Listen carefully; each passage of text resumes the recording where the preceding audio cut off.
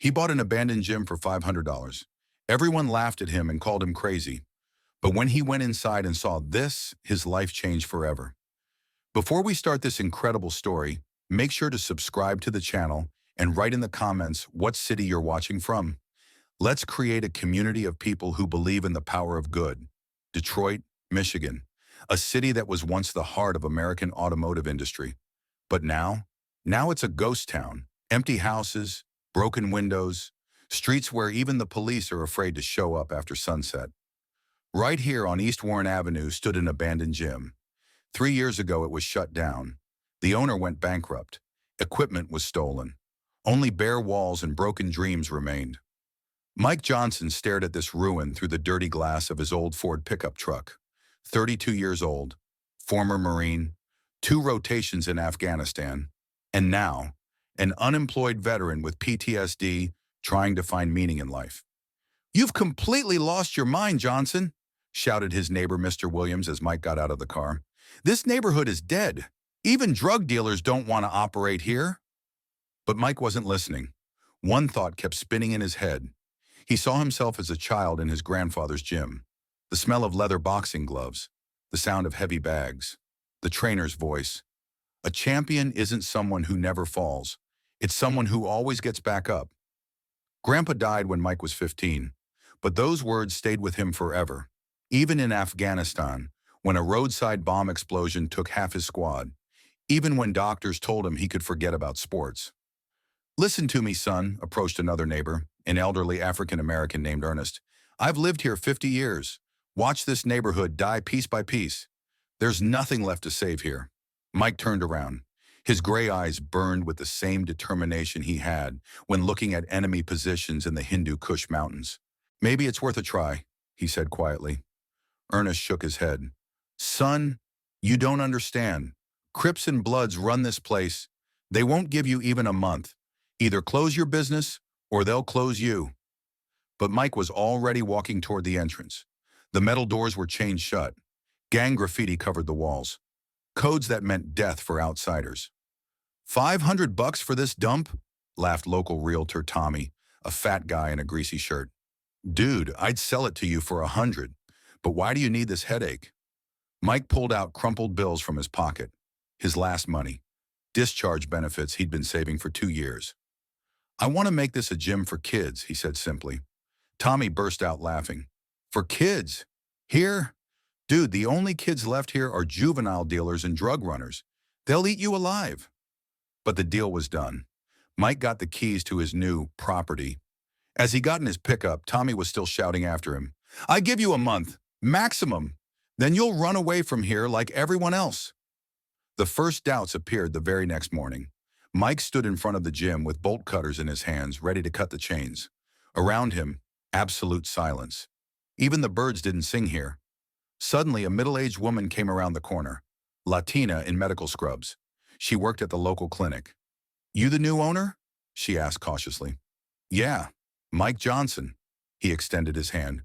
"Maria Gonzalez. Listen." She looked around as if afraid someone was listening. "I don't want to scare you, but the previous owner, they found him in the river. They say it was an accident, but everyone knows the truth." Mike's heart skipped a beat. "What do you mean?" "He wanted to help kids too. Started a boxing program. Kids loved him. But," she lowered her voice to a whisper, "gangs don't tolerate competitors for influence over youth." Maria stepped back a few steps. "My son Carlos went to that trainer. For the first time in years, I saw him happy. And then," she didn't finish the sentence. "What happened to Carlos?" Mike asked. "He's doing time at Riverside Juvenile now. Armed robbery. He said he needed money to prove himself to the gang." Tears appeared in her eyes. When the gym closed, he had nowhere else to go. Mike felt something cold crawling down his spine, but also something else. Anger. The same righteous fury he felt when Taliban fighters used children as human shields. "Mrs. Gonzalez," he said firmly, "what if I told you I'm not going anywhere?" She looked at him like he was insane. "Then I'd say you're either very brave or very stupid. And in this neighborhood, there's usually no difference." The chains fell to the ground with a metallic clang. Mike pushed open the heavy doors. The smell hit him immediately. Mold, decay, and something else. Something that made his combat instincts scream danger. But as his eyes adjusted to the darkness, he saw something that made his heart race. In the corner, barely visible, were fresh water bottles, clean towels, a pair of sneakers that couldn't have been there more than a day or two. Someone was using this place. Recently. Mike's hand instinctively moved to where he used to carry his sidearm. Old habits die hard. In Afghanistan, fresh signs of enemy presence meant one thing: you were walking into an ambush. But this wasn't Afghanistan. This was Detroit. And maybe, just maybe, those signs meant something entirely different. As he stood there in the abandoned gym, with dust motes dancing in the afternoon sunlight streaming through broken windows, Mike Johnson had no idea that his decision to buy this place would soon put him face to face with the most dangerous gang leaders in Detroit. He had no idea that within 24 hours, he would discover a secret that the previous owner had died to protect. And he definitely had no idea that this crumbling building would become the battleground for the souls of a dozen kids who had already been written off by society. The only thing Mike knew for certain was that something was about to happen. Something big. He could feel it in the air, the same way he used to sense incoming mortar rounds in Helmand Province. The war for East Warren Avenue was about to begin. The auction had been a joke. Mike remembered sitting in that sterile government building downtown, surrounded by vultures in cheap suits. Property speculators looking for quick flips. Slum lords expanding their empires of misery.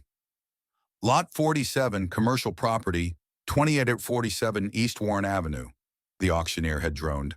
Starting bid, $100. Silence, complete, deafening silence. Mike had raised his hand. $500. The auctioneer looked confused. Sir, the starting bid is $500, Mike repeated firmly. More silence. Then nervous laughter from the crowd. Who would pay 5 times the asking price for a condemned building in the worst part of Detroit? Going once, going twice, sold to bidder 23 for $500. And just like that, Mike Johnson became the owner of 4,000 square feet of urban decay. Now, 3 days later, he stood inside his investment. The afternoon sun streamed through holes in the roof, creating cathedral-like beams of light in the dusty air. But this was no holy place. The main workout floor was a disaster zone. Shattered mirrors covered one wall, like a spider web of bad luck. Ancient exercise equipment lay scattered like the bones of some mechanical graveyard. A heavy bag hung from the ceiling by a single chain, swaying slightly in the breeze that whistled through broken windows. But it was the details that caught Mike's trained eye. Details that didn't belong in an abandoned building. Fresh Nike Air Jordans, size 10, tucked behind a fallen bench press. Still had that new shoe smell. Power bar wrappers that weren't even dusty yet. Peanut butter flavor. The kind serious athletes ate. A half-empty Gatorade bottle, still cold to the touch. Mike's pulse quickened. In Afghanistan, fresh intel meant the difference between life and death. Someone had been here. Recently. He moved deeper into the building, his combat boots crunching on broken glass. The back room had been an office once. Now it looked like a hurricane had hit it. Filing cabinets overturned, papers scattered everywhere. But there, on the desk, something that made his blood run cold. A digital scale, the kind drug dealers used to weigh product. Next to it, small plastic baggies. Empty, but with white residue in the corners. Jesus Christ, Mike muttered. Had he just bought a crack house? His phone buzzed. Text message from unknown number. You don't belong here. Leave while you can. Mike's military training kicked in immediately. Someone was watching him. Right now. He casually walked to the window, using the reflection in the broken glass to scan the street. There, across the road, a black Escalade with tinted windows, engine running. Mike pretended to examine the wall while memorizing the license plate. Michigan tags, JKL 4892. The vehicle that every cop in Detroit knew meant trouble. Another text. We know who you are, Marine boy. Ask around about what happened to the last guy who tried to play hero. Mike's jaw clenched.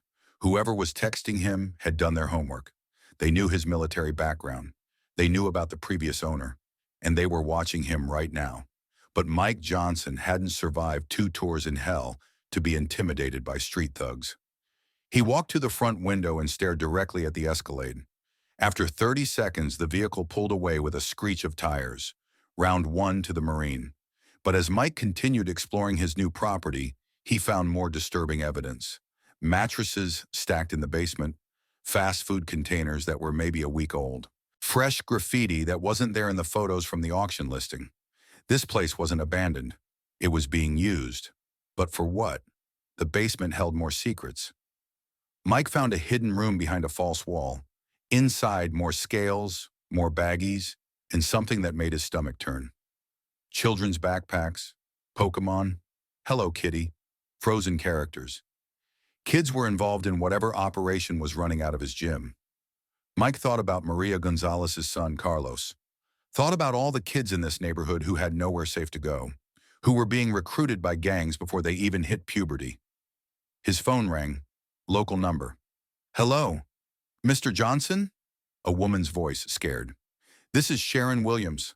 I live across the street. I saw you go into that building. Yes, ma'am? Sir, I don't know what you're planning, but you need to know something. That place, it's not safe after dark. Bad people come and go. They use kids as lookouts, as runners. What kind of bad people? Silence for a long moment. The kind that killed Mr. Rodriguez. The previous owner? He tried to clean up this neighborhood, started a boxing program for kids, got them off the streets. But the gangs, they couldn't let that happen. Too many of their youngest recruits were choosing gloves over guns. Mike felt pieces of the puzzle clicking into place. Mrs. Williams, do you know what happened to his program? The kids who trained here? Some joined gangs, had to for protection. Others moved away if their families could afford it. But some, her voice dropped to a whisper, some still come here at night. They think nobody knows. Come here? To train? To remember, I think. This was the only place in the neighborhood where they felt safe, where they could be kids instead of soldiers in someone else's war. After Sharon hung up, Mike stood in his destroyed gym and made a decision that would change everything. He wasn't just buying a building, he was inheriting a war. A war between hope and despair, between future and past, between kids who wanted to be champions and criminals who needed them to be victims. Mike Johnson had fought Taliban fighters in the mountains of Afghanistan. He'd survived IEDs, sniper fire, and watching his best friends die.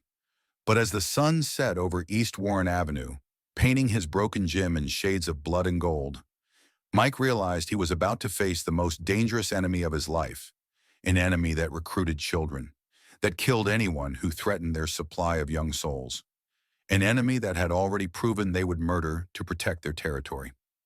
Mike checked his watch. 7:47 p.m. In exactly 13 minutes, he would discover he wasn't alone in this building, and his real education about the streets of Detroit was about to begin. 8 p.m. sharp, Mike had just finished boarding up the back entrance when he heard it. Footsteps on gravel, multiple sets, moving carefully, but not carefully enough to fool a Marine's ears. Mike killed his flashlight and moved to the shadows near the front window. Old habits. In Kandahar, unidentified movement after dark usually meant incoming trouble. 3 figures approached from the east, moving like soldiers, spread out, covering each other's blind spots. But these weren't soldiers. They were kids. The first one couldn't have been older than 16. African-American, tall and skinny, wearing a Detroit Lions hoodie that had seen better days. He moved with the nervous energy of someone who'd learned to expect danger around every corner. Behind him, a Latino boy, maybe 14, shorter but stockier. His eyes constantly scanned the surroundings. Prison yard awareness in a kid who should have been worried about homework. The third made Mike's heart clench. A girl, probably 13, trying to look tough but failing. Her pink backpack and the way she stayed close to the older boys gave her away. She was scared. They approached the gym like they were walking through a minefield. "Yo, D," the Latino kid whispered. "You sure about this? That white dude might still be here." The tall one, D, held up a hand for silence. "Relax, Carlos. We've been coming here for months. Ain't nobody gonna stop us now." "Carlos," Mike remembered Maria Gonzalez mentioning her son Carlos was in juvenile detention. This must be a different Carlos. Or maybe the kids reached the side entrance. A window Mike hadn't noticed was unlocked. They'd been using it as their private door. Mike watched them slip inside with practiced ease. These weren't random vandals. They knew this place. He gave them 5 minutes, then followed. The basement was lit by battery-powered lanterns. The kids had created a makeshift training area. Heavy bag hanging from a support beam. Jump ropes made from extension cords. Makeshift weights created from paint cans filled with concrete. The tall kid, D, was already working the bag. His form was raw but powerful, street-learned, not gym-taught, but effective. The girl was jumping rope, counting under her breath. 97, 98, 99. Carlos was doing sit-ups on a mat that had definitely seen better days. Mike watched from the shadows, mesmerized. These kids had turned his abandoned basement into their sanctuary, their secret training ground. But training for what? "Aight, y'all," D said, stopping his bag work. "Tomorrow's the day. Carlos, you ready?" The younger boy stopped his sit-ups. "Been ready. Gonna show those East Side punks that 7 Mile crew don't play." Mike's blood went cold. Gang territory. These kids were training to fight in gang wars. "D, I don't like this," the girl said. "What if something happens? What if—" "Keisha, we've been through this," D interrupted. "We don't got a choice. Either we represent or we get run out the neighborhood. You want to end up like your cousin Malik?" Keisha went quiet. Mike could see tears in her eyes even from 30 feet away. That's when Mike made his second life-changing decision of the week. He stepped out of the shadows. "Excuse me." The effect was immediate and terrifying. All three kids spun around like they'd been shot. Dee's hand went to his waistband. Jesus Christ, the kid was armed. Carlos grabbed a makeshift weapon, a piece of rebar. Keisha screamed, "Whoa, whoa!" Mike raised his hands, showing he was unarmed. "I'm not here to hurt you." "You're him," Dee shouted. "The dude who bought this place. Man, what you want? We ain't doing nothing wrong." "I can see that," Mike said calmly. "You're training. That's good. That's what this place is for." Confusion crossed Dee's face. "What you mean?" "I mean—" Mike stepped closer slowly, like approaching a wild animal. "This is a gym. You're working out. Makes perfect sense to me." Carlos still held his rebar like a club. "Man, you calling the cops or what?" "Why would I call the cops on people using a gym to train?" The kids exchanged glances. This wasn't going the way they'd expected. "Look," Dee said, trying to sound tough, but Mike could hear the fear underneath. "We've been coming here since Mr. Rodriguez. Since before. This our spot. We ain't hurting nobody." "Mr. Rodriguez was the previous owner?" "Yeah, he was cool. Taught us stuff. Real boxing, not just street fighting." Dee's voice cracked slightly. "Then they killed him." "Who killed him?" "The dealers, man, the bangers. They didn't want us learning how to protect ourselves. Didn't want us getting ideas about staying in school instead of slinging rock." Mike felt something break inside his chest. These kids weren't training for gang wars. They were training to survive them. "What's your name, son?" "Darnell, but everyone calls me D." "Darnell, I'm Mike. I bought this place because I want to help kids like you." "Help us how?" This from Carlos, still suspicious. "By giving you what Mr. Rodriguez gave you. A safe place to train. A chance to be strong." "You don't understand," Keisha spoke for the first time since screaming. "The gangs, they don't let kids just walk away. You either with them or against them. And if you against them—" "What happened to your cousin Malik?" Mike asked gently. Tears started flowing down her cheeks. "They found him in the river. Same place they found Mr. Rodriguez." Mike knelt down so he was at eye level with the kids. "Listen to me, all of you. I'm not going anywhere. This gym is going to reopen. Officially, legally. And you three are going to be my first members." Dee laughed bitterly. "Man, you crazy. They ain't gonna let that happen." "Let me worry about they," Mike said. "You just worry about getting stronger. Getting better. Getting ready for a life that doesn't involve looking over your shoulder every day." "You don't know what you're talking about," Carlos said. "This ain't the suburbs, white boy. This is the hood. Different rules out here." Mike stood up slowly. When he spoke, his voice carried the authority of someone who'd commanded men in combat. "Son, I've been in places where the rules were kill or be killed every single day for 2 years. I've seen what happens when good people give up and let the bad ones run everything. He gestured around the makeshift gym. But I've also seen what happens when someone stands up and says, not here, not today. That's what Mr. Rodriguez did. That's what you three are doing right now, whether you know it or not. The kids were listening now, really listening. So here's what's going to happen. Tomorrow I'm going to start fixing this place up. New equipment, new lights, new everything. And you three are going to help me. And when the bangers come? Dee asked. Mike smiled, and for the first time since Afghanistan, it was a smile that promised violence to anyone who threatened his people. Then they'll find out why the Marines sent me to the worst places on earth, and why I always came home. In that moment, in that broken-down basement, surrounded by three scared kids who were trying to be braver than they had any right to be, Mike Johnson found his new mission. He was going to war again. But this time, he was fighting for something instead of against it. The battle for the souls of East Warren Avenue had officially begun. The next morning, Mike arrived at the gym with coffee and donuts. He'd learned in the Marines that trust was built on small gestures, not grand speeches. The kids were already there, waiting nervously by the side entrance. In daylight, Mike could see details that broke his heart. Keisha's sneakers had holes in them. Carlos wore the same clothes from yesterday. Darnell's hoodie couldn't hide how thin he was.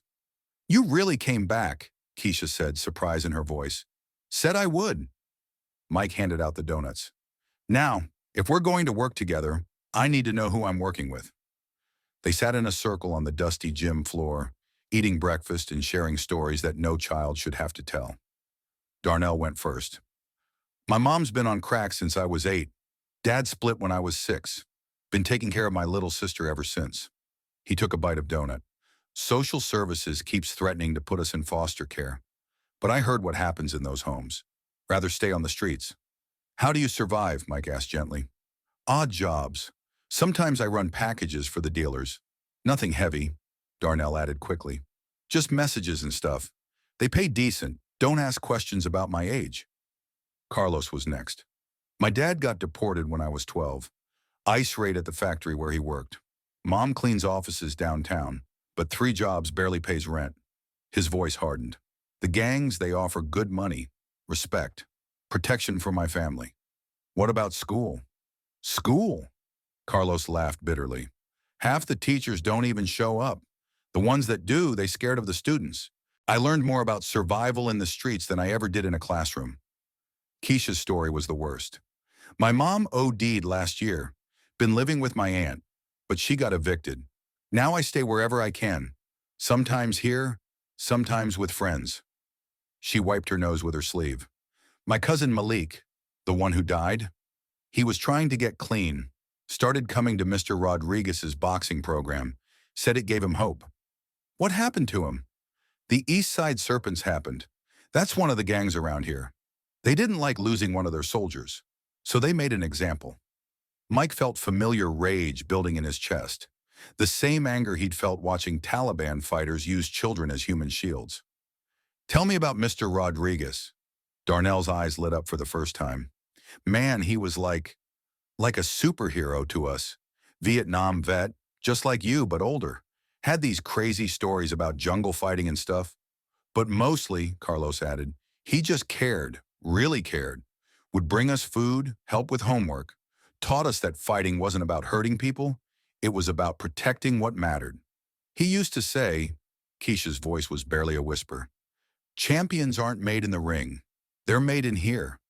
She pointed to her heart. Mike recognized the philosophy. It was the same thing his grandfather had taught him. "How did he die?" The kids exchanged looks. Darnell answered, "Officially, drowning. They found him in the Detroit River. Unofficially, 3 bullets to the head," Carlos said flatly. "My cousin works for the coroner. Told us what really happened. But cops don't investigate dead Mexicans in this neighborhood too hard." Mike was quiet for a long moment, processing what he'd learned. These kids weren't just dealing with poverty or broken homes. They were living in a war zone where children were currency and hope was a death sentence. "Tell me about the gangs." 3 main ones," Darnell said. "East Side Serpents. They run the drug trade from here to downtown. 7 Mile Mafia. They control territory north of here. And the newest one, Detroit blood, they're trying to muscle in on everyone else's territory. They recruit kids. Kids are perfect, Carlos explained with the weary wisdom of someone twice his age. Can't be tried as adults. Parents usually too scared or too high to ask questions. And if they get killed, he shrugged. Plenty more where they came from. What about the police? All three kids laughed, but there was no humor in it. Police, Keisha said. Half of them are bought off. Other half are too scared to patrol here after dark. They show up after someone's already dead, write a report, and disappear. The system's rigged, Darnell added. Social workers want to split up families. Schools want to push kids through without teaching them anything. Cops want to arrest kids for surviving. And the politicians? He spit on the ground. They only care about this neighborhood during election season. Mike stood up and walked to the broken window. Outside, he could see the neighborhood in harsh morning light. Abandoned houses with boarded windows. Lots filled with broken glass and weeds. Graffiti marking territorial boundaries like some urban military map. But he also saw potential. He saw wide streets that could be safe again. Buildings that could be restored. Kids who could have futures beyond drugs and violence. You know what Mr. Rodriguez told me once? Keisha said softly. He said this neighborhood used to be beautiful. Back in the 60s, before the riots, before the factories closed. He said families lived here. Kids played in the streets without being afraid. What happened? Economy crashed. Jobs left. People who could afford to move, moved. People who couldn't, Darnell gestured around them, got left behind. And when there's no hope, Carlos said, people do whatever they have to do to survive, even if it means destroying their own community. Mike turned back to the kids. What if I told you that could change? How? Keisha asked. One gym ain't gonna fix decades of problems. No, Mike agreed, but one gym can save 3 kids, and those 3 kids can save 3 more. And eventually, he smiled, eventually you save the whole neighborhood. The gangs won't let that happen, Darnell said. They need kids desperate enough to work for them. They need families broken enough to look the other way. Then we'll have to convince them otherwise. How you gonna do that? Carlos asked. Mike's smile turned dangerous. Same way we convinced the Taliban to stay out of certain villages in Afghanistan, by making the price of messing with us higher than they're willing to pay. You crazy man, Darnell said. But he was grinning. Probably, Mike admitted, but I've been crazy before. Seemed to work out okay. He pulled out a piece of paper and started sketching. Here's what we're going to do. This gym is going to reopen. Legally, officially, with proper licenses and everything. You 3 are going to be my assistant trainers. Assistant trainers? Keisha's eyes went wide. That's right, which means you're going to learn everything. Boxing, conditioning, nutrition, first aid, conflict resolution. You're going to become the kind of people this neighborhood needs. And when the gangs come, they will come, Mike said matter-of-factly, probably within the week. And when they do, they're going to find out that this Marine didn't survive 2 tours in hell just to be intimidated by street punks who prey on children. For the first time since he'd met them, all 3 kids looked genuinely hopeful. You really think we can do this? Keisha asked. Mike knelt down and looked each of them in the eye. I know you can. You want to know how I know? They nodded. Because you've been doing it already. Coming here every night, training in secret, refusing to give up even when everything around you said you should. That's not survival, kids. That's heroism. Darnell wiped his eyes quickly. So what's the first step? Mike grinned. First, we're going to clean this place up. Then we're going to make some calls. And then, his expression grew serious. Then we're going to get ready for war. Outside, a black Escalade drove by slowly. The same one from yesterday. Through the tinted windows, Mike could see shapes watching the gym. The enemy had noticed their movements. The real fight was about to begin. Absolutely not. The woman behind the desk didn't even look up from her paperwork. Next, Mike stood his ground in the Detroit City Licensing Department. Ma'am, I just need to know what forms I need to. Sir, I said next. She finally looked up, her expression making it clear she'd rather be anywhere else. You want to open a youth facility in that neighborhood? Are you insane? Just a boxing gym. Kids need somewhere safe too. Kids in that area need foster care and juvenile detention, not boxing gloves. She slammed a rubber stamp down with unnecessary force. Application denied. You haven't even looked at my application. Don't need to. Insurance companies won't cover that area. Health department won't inspect buildings there. Fire marshal won't sign off on anything east of Gratiot Avenue. She leaned back in her chair. Face it, buddy. The city wrote off that neighborhood years ago. Mike had encountered bureaucratic stonewalling in the military. The trick was finding someone who actually cared about doing their job. Who's your supervisor? The woman rolled her eyes and pointed to a door marked Director. Inside, Mike found a tired-looking man in his 50s, surrounded by stacks of paperwork.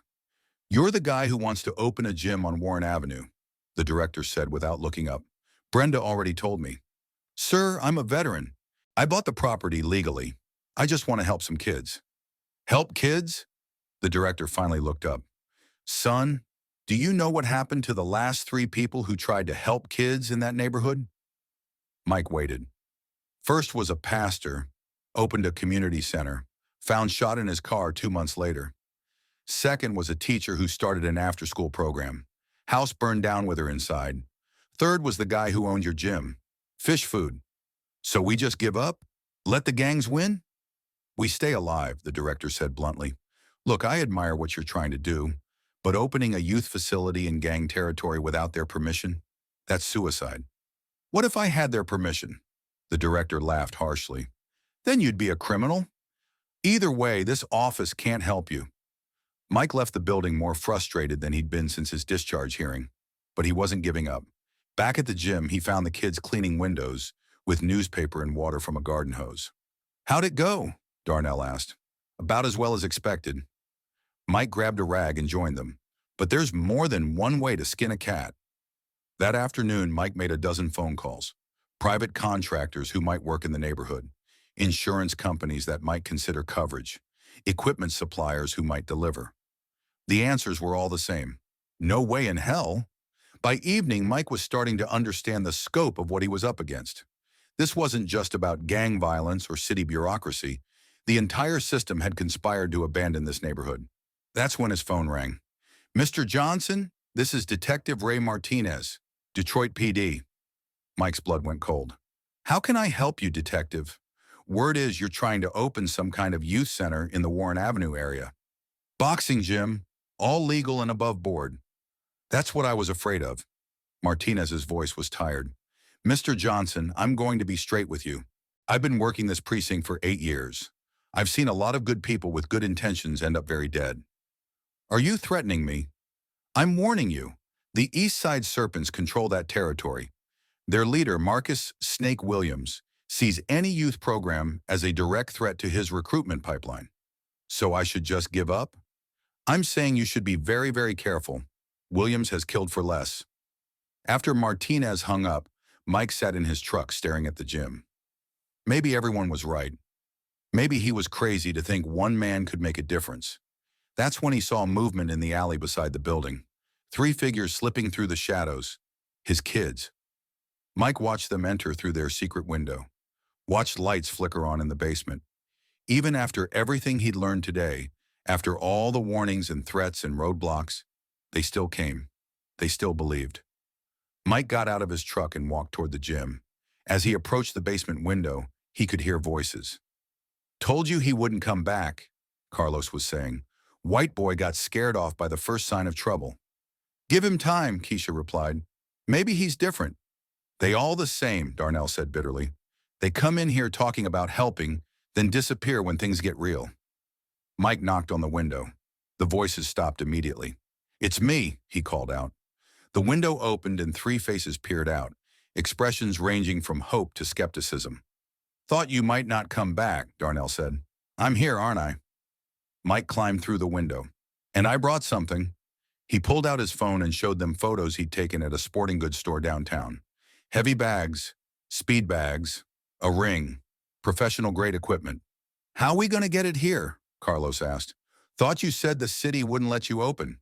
The city won't help, Mike corrected. That doesn't mean we can't help ourselves. Keisha frowned. What you mean? I mean we do this underground, literally. We turn this basement into a proper training facility, off the books, private, just for kids who really need it. That's illegal, Darnell pointed out. So is living on the streets. So is kids having to choose between gangs and starvation. Mike looked at each of them. Sometimes doing the right thing means breaking the wrong rules. What about the gangs? Carlos asked. They find out about this place. We're all dead. Then we make sure they don't find out. At least not until we're ready for them. When will that be? Keisha asked. Mike smiled grimly.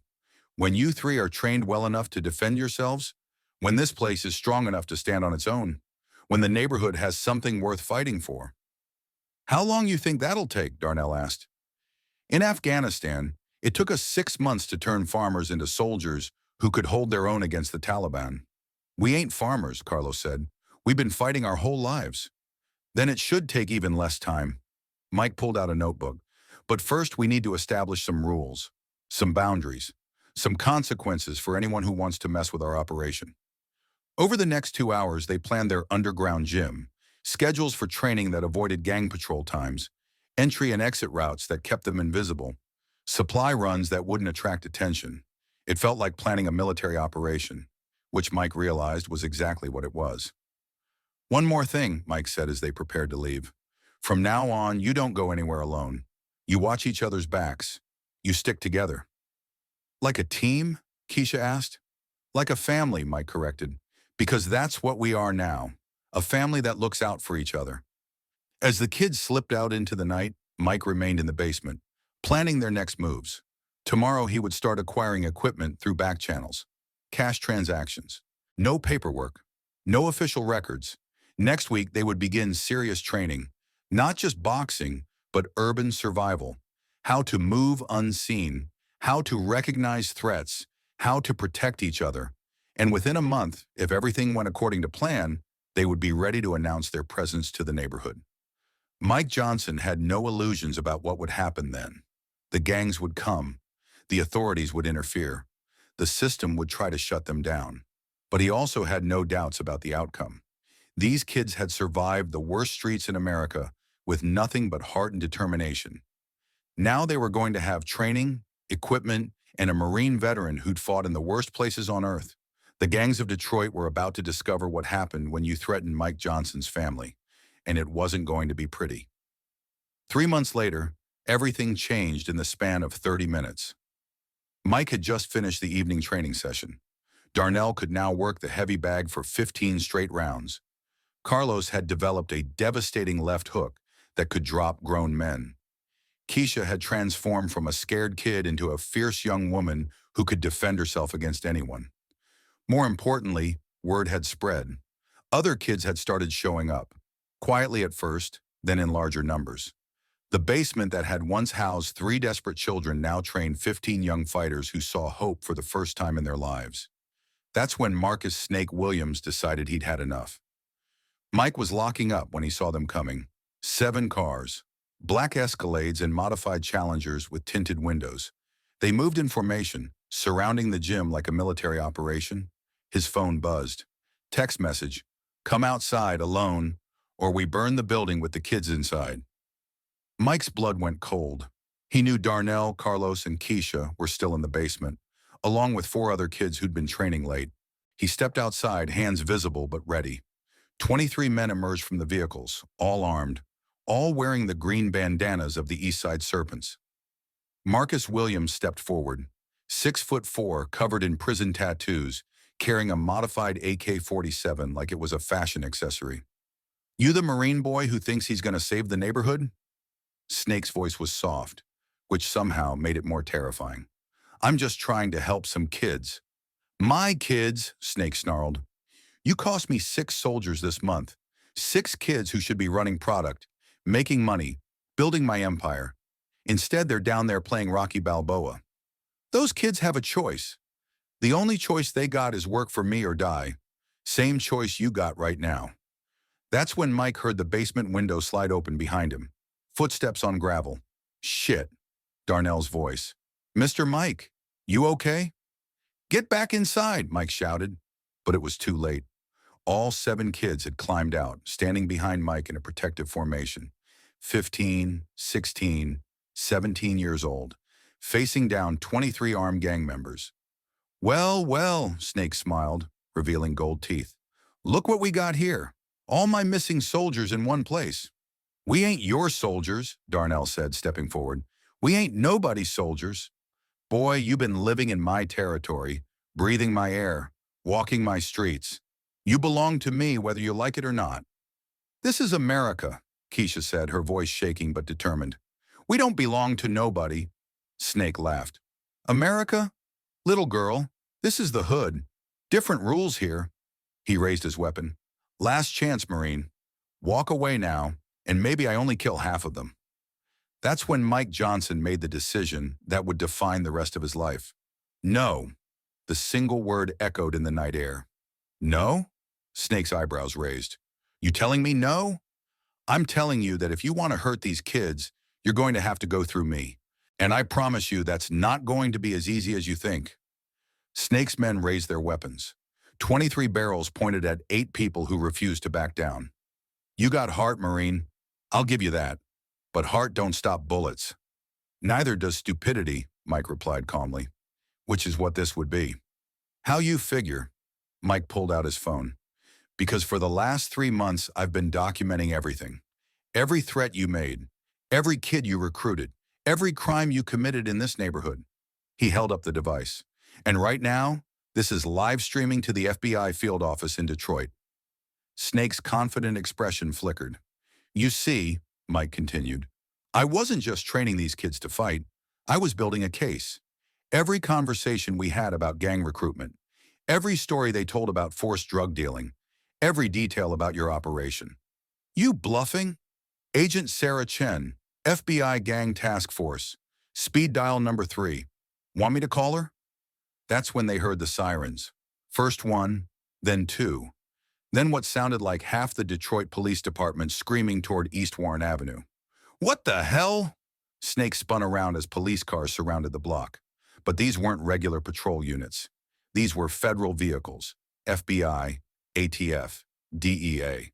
Nobody moves, Agent Chen's voice boomed through a bullhorn. This is the FBI. You are surrounded. Chaos erupted. Snake's men scattered in all directions, but there was nowhere to run. The feds had blocked every exit route. In the middle of the gunfire and shouting, Mike grabbed his kids and pulled them behind his pickup truck. Stay down, stay together, he shouted over the noise. The shootout lasted exactly 4 minutes and 37 seconds. When the smoke cleared, Marcus Williams was on the ground in handcuffs, along with 18 of his crew. 4 had escaped, but not for long. The FBI had been tracking the East Side Serpents for months, and this was the break they needed. As paramedics checked the kids for injuries and crime scene investigators documented everything, Agent Chen approached Mike. Nice work, Marine. Though I wish you'd told us about the livestream plan. Couldn't risk it. Had to make sure Snake showed up with enough evidence to put him away forever. Oh, he's going away. RICO charges, drug trafficking, attempted murder, gang recruitment of minors. He'll be lucky to see daylight again. What about the kids? Agent Chen smiled. What about them? Far as I can see, they're heroes. Brave young people who helped bring down one of Detroit's most dangerous gangs. That's when the news vans started arriving. Channel 4, Channel 7, Fox News, CNN. By morning, the story had gone national. Marine veteran and inner-city kids take down drug, gang and dramatic FBI sting. The footage from Mike's live stream showed everything. Snake Williams threatening children. The kids standing up to armed gang members. The dramatic federal raid that ended with the arrest of 23 criminals. Public reaction was immediate and overwhelming. 1 year later, Mike Johnson stood in the same spot where he'd faced down Snake Williams and his gang. But everything else had changed. The Warren Avenue Community Center was now a gleaming 15,000 square foot facility featuring professional boxing rings, weight training equipment, computer labs, tutoring rooms, and a full-size basketball court. The building that had once been a drug dealer's hideout was now home to 200 kids who came there every day after school. Mr. Mike, Keisha ran up to him, waving an envelope. It came. It came. Mike opened the letter from University of Michigan, full academic scholarship, pre-med program. Dr. Keisha has a nice ring to it, he said, hugging her. Across the gym, Darnell was teaching a boxing class to 8-year-olds, passing on the techniques Mike had taught him. Next month, he'd be starting at Wayne State University on a combined academic athletic scholarship. Carlos was in the computer lab, working on college applications. MIT had already sent a recruiting letter after seeing his robotics project. The kid who'd once been desperate enough to consider gang membership was now building robots that could save lives. "How's it feel?" Agent Chen approached, wearing civilian clothes for the first time Mike had seen. "Surreal," Mike admitted. "A year ago, this place was a crack house. Now, now it's the most successful community center in Detroit," Chen finished. "The model other cities are trying to replicate." The transformation had been rapid and dramatic. Within weeks of the gang arrests, federal grant money started flowing. The Department of Justice's Community-Oriented Policing Services Program, the Department of Health and Human Services Youth Development Grants, private foundations that had been waiting for someone with the credibility to make real change. Nike donated equipment.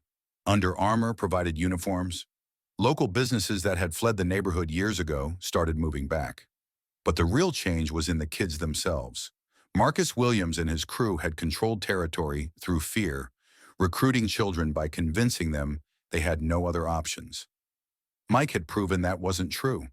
When kids had genuine alternatives, when they had adults who believed in them, programs that challenged them, and futures they could actually achieve, gangs lost their power. The ripple effect spread throughout Detroit. 7 Mile Mafia found themselves losing recruits to basketball leagues. Detroit Blood discovered that kids would rather lift weights than lift drugs. Within 6 months, youth gang membership in the area dropped by 70%. "The mayor wants to give you a key to the city," Chen said. "The mayor who said this neighborhood was a lost cause? Politicians have short memories when it comes to taking credit." Mike laughed. "I'll pass. Got everything I need right here." That evening, Mike gathered his original 3 kids, now 18, 17, and 16, for their final training session together. In the fall, they'd all be starting college. New lives, new opportunities. "You scared?" Darnell asked as they wrapped their hands for one last sparring session. "Of what?" "That we'll forget where we came from. That we'll become different people." Mike considered the question. "I hope you become different people. That's the whole point. But I'm not worried about you forgetting anything. This place, these experiences, these friendships, they're part of who you are now. They'll guide every decision you make for the rest of your lives." "What about you?" Keisha asked. "You gonna be okay here without us?" Mike gestured around the bustling community center. Kids playing basketball, teenagers doing homework in study groups, young adults learning job skills in vocational programs. "I think I'll manage." "For real though," Carlos said. "Why'd you do it? Why'd you risk everything for kids you didn't even know?" Mike was quiet for a long moment. "You remember what I told you about my grandfather? About champions being made in the heart?" They nodded. "Well, he also taught me something else. He said the measure of a man isn't what he accomplishes for himself. It's what he makes possible for others." "So we were your legacy project?" Darnell grinned. "No," Mike said seriously. "You were always going to be champions. I just gave you a place to train." As they sparred that final time, Mike reflected on the journey, from a broken-down gym and 3 desperate kids to a thriving community center that had transformed an entire neighborhood. The federal case against the Eastside Serpents had resulted in 47 arrests and sentences totaling over 300 years in prison. The community center now served as a model for gang prevention programs nationwide. Congressional committees had called Mike to testify about effective youth intervention strategies. But the statistics didn't tell the real story. The real story was Keisha, who went from homeless to pre-med; Darnell, who went from drug runner to youth mentor; Carlos, who went from potential gang recruit to future engineer; and the dozens of other kids who'd found their way to the gym, discovered their potential, and chosen hope over despair. As Mike locked up the center that night, he found a note taped to his office door, written in crayon, clearly by one of the younger kids. "Thank you, Mr. Mike, for saving us. We will save other kids too someday. Love, Tommy, age 7. Mike folded the note carefully and put it in his wallet, next to a photo of his grandfather. Outside, East Warren Avenue was quiet, but it was a different kind of quiet than 3 years ago. Not the silence of abandonment and fear, the peace of a neighborhood that was healing. Streetlights worked, windows weren't boarded up, Kids could walk to school without looking over their shoulders. Mike Johnson had bought an abandoned gym for $500, expecting to help a handful of kids learn to box. Instead, he'd learned something his grandfather always knew but never told him. Sometimes saving yourself means saving everyone around you first. The war for East Warren Avenue was over, and hope had won. That's the end of this incredible story. If it inspired you, make sure to hit that like button and subscribe for more amazing tales of ordinary people doing extraordinary things. And don't forget to tell us in the comments, what would you do if you found abandoned kids training in your basement? Thanks for watching, and remember, champions aren't born, they're made.